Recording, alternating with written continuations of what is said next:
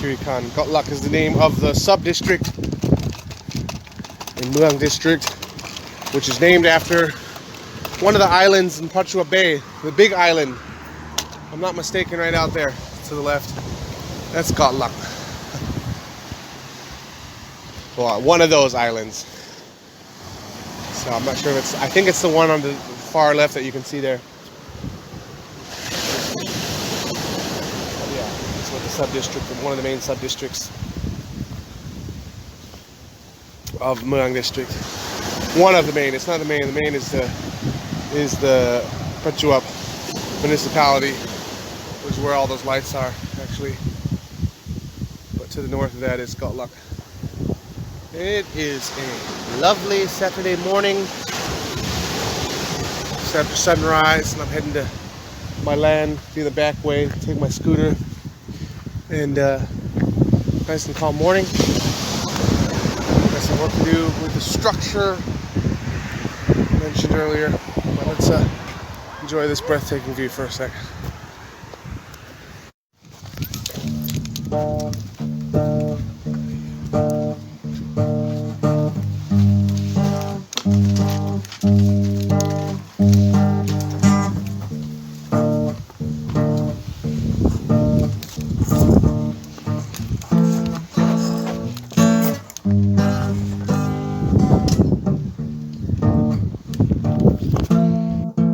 Rafters placed up there temporarily. I haven't welded them or bolted them down, but the weight should keep them up there from any winds knocking them down until I get time to weld the next few days, the weekend probably.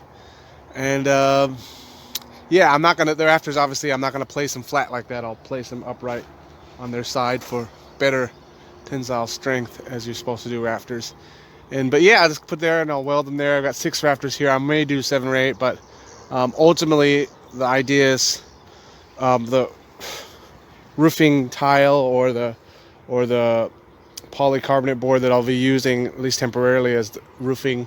I'm not going to attach them directly to the rafters, but I need to install perlins. It's probably 2 perlins, about 1 meter from the edges here, from the what do you call it, the ridge beam, the beam. This beam, this tie beam, not tie beam, the beams, yeah, and then do the roofing tile or the metal sheet or the polycarbonate board is what I got to work with now without investing more money for the time being, and those will just be attached to perlins, and I'll probably use the aluminum as perlins. Perlins don't need to be as strong as the rafters because they're just there to fix the roofing. But yeah, it's a work in progress, but slowly, at least the posts are up and the studs are up. And it's looking more like a carport as it was supposed to be. That'll be structurally sound, but let's see where we go. All right. 6 rafters are welded on each side, and we've got 1 purlin installed, but we're gonna take a break for the day, at least for the morning. We basically got all these rafters up and secured, welded on, and these one purlin right, screwed on, so there'll be basically 3 purlins, I believe. Maybe we'll do a 4th one at the edge here, just basically somewhere to attach the roof metal sheet or polycarbonate board. This is what the purlins are for, not for structural purposes.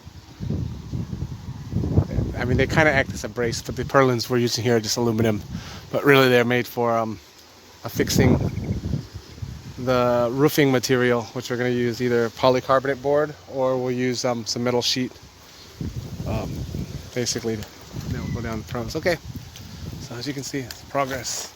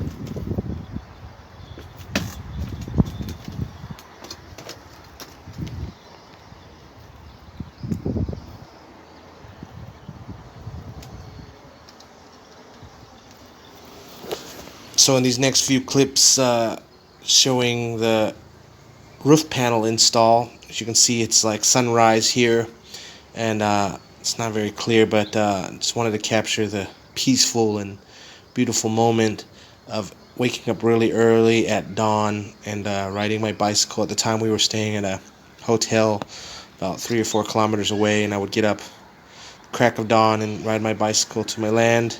Usually I would just stay on my land, but with family and such, they need their comfort, their creature comforts in a hotel. So coming in the early mornings and working. Besides that, the early morning is the best time to work because it's the coolest. I mean, this is particularly earlier in the year, so it's really cool in the morning. But any time of year, it's best to work before sunrise, and only about an hour into sunrise if you're working out in the open without shelter or a nice breeze coming through. It can get really, really hot and the sun can drain you. But as you can see, I'm starting to install the panels. These panels, which I'll explain the price a little bit later, using basically these washers, these rubber washers, and these steel screws that are drill head screws that can go right into the metal. So basically with this roof setup, I am affixing the fiberglass translucent panels, which is the roofing material, directly onto perlins,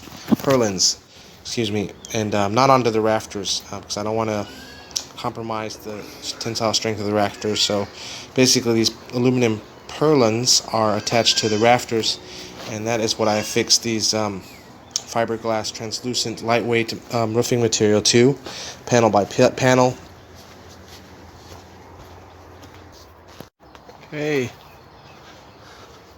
all panels installed. Took 27 panels, 9 rows of 3, with approximately 5 centimeter overlap going from lengthwise, and as you can see, about 5 to 10 centimeters overlap from widthwise. So 3 panels times 9 rows, it's 27 panels. 4 foot by 2 foot, or 120 centimeters by 60 centimeters are the size of the panels, and they cost about 90 baht, or $3 per panel. So $3 times 27, and that's the cost of this fiberglass translucent tile for this roofing material. It's very lightweight, easy to install, and I installed it by myself with a ladder and screws and rubber washers over 4 days of 2-hour mornings. So that's about 8 hours. I'm sure if you did it in one stretch, you could get it done in a half a day easily. But me working at my own pace, 2 hours on average per morning, sometimes an hour, hour and a half before work. And then, yep, there you go. So still got to install like a rain gutter and plumbing to feed back into the water tank and the thing, but for another time. But anyway, yeah. Let's see it. Oh, I gotta get going here, but yeah. So yeah, that's about it's easily about less than $100 for the roofing material. About $80-90 just for the translucent, and then the steel likewise was about, I'd say about $100, $150 worth of steel, galvanized steel, including these plates and some cement for the footers, and some aluminum perlins. So those are the length about 6 meters times 4, 24 meters. Yeah, that's probably about another $50 to $100. Yeah, not too bad. Good experience, good construction, hands-on. Of course, if I were to continue to fortify this structure, could do, with more insulation and more framing and etc. But now it's just a carport, as it was always intended to be for now. Yeah.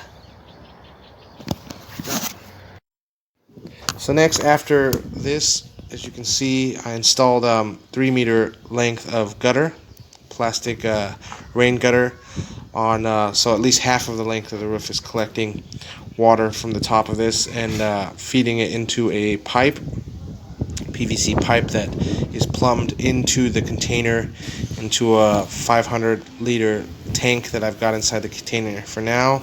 And yes, well, this current clip, the PVC pipe is not plumbed in yet, but it will show in a bit. And yeah, in hindsight, I probably wouldn't have used translucent paneling throughout the hole. As you can see, it's translucent, so it is filtering out some of the sunlight. But I mean, the positive side is this is the north side of the container, so it's mostly shaded for most of the day. There's always shade. The sun never really, it's usually, you know, slightly in the south, because this is about 12-13 degrees latitude north of the equator. And so yeah, the sun is usually either overhead or slightly to the south. So on the north side of the container, there's always some shade. Yeah. But that said, I probably would use metal sheet if any were to do this lean-to again, and maybe have like a panel or two to let some natural sunlight in the middle, translucent. But yeah, it does filter it out. So in the future, other than a carport, it could serve as a good greenhouse even, because it lets some sunlight in. Okay, here with some of extra steel that I had, I reinforced the platform to go into the container here. I had previously done the main platform where the door was, but there was no step up, so I framed a new platform to step up, and used some plywood, and then had some wood stain and wood preservative, what was left over, and made the top of this platform. But yeah, it's probably exposed on the bottom, some of this part here, where termites will eventually get to it. But yeah, just had what I had there, and yeah, it serves as a good platform there. And yeah, just getting some work done on the land. I haven't had much time at all to focus on anything with the land, being with the family most of the last 2, 3, 4 months. So yeah, a lot of this has been on hold, but at least I know that the rain collection function of this lean-to here is working, because last time I checked on the way south, my 500-liter water tank was full. And so I'm happy about that. Ultimately, I'd want to gutter the whole 6-meter length and get a bigger water tank inside, or at least a second water tank, and as much water as we can store as possible, because you know, when it rains, it pours here, and dry spells in this part of Thailand can last from anywhere from 4-5 months, and when so it's good to store a lot of water once you got it. So you can see this is kind of like my standpipe, collects some of the initially, but yeah, you probably want a lot longer length of that for rain collection, because you know, the water that was in here was pretty black and dirty and mucky. But yeah, I wouldn't drink the water directly. I'd filter it or boil it for use. But yeah, definitely enough water to support cement and other brick work for now, and of course emergency water reserves. But I definitely want to upgrade the water tank if I were to spend any more time on this land developing it. And yeah, so main shelter issues are out of the way. Of course, there's a lot of work to make it more functionable in the long run, but that is the fun of it. And yeah, thanks for listening to this update.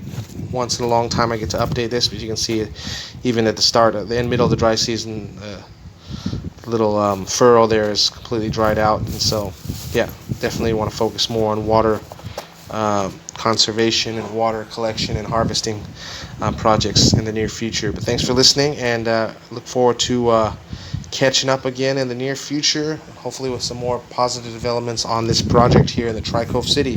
Thanks for listening, and goodbye.